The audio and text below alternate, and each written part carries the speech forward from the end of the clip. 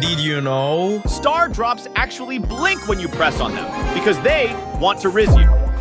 Just kidding. There's a reason they have a blink animation. When you open a drop, and there is a blink animation, it guarantees that the next tap will be higher in rarity than the previous one. From super rare, it went to epic, and there is again a blink animation, so my next tap will make it mythic or legendary. Again a blink, so I have a legendary star drop.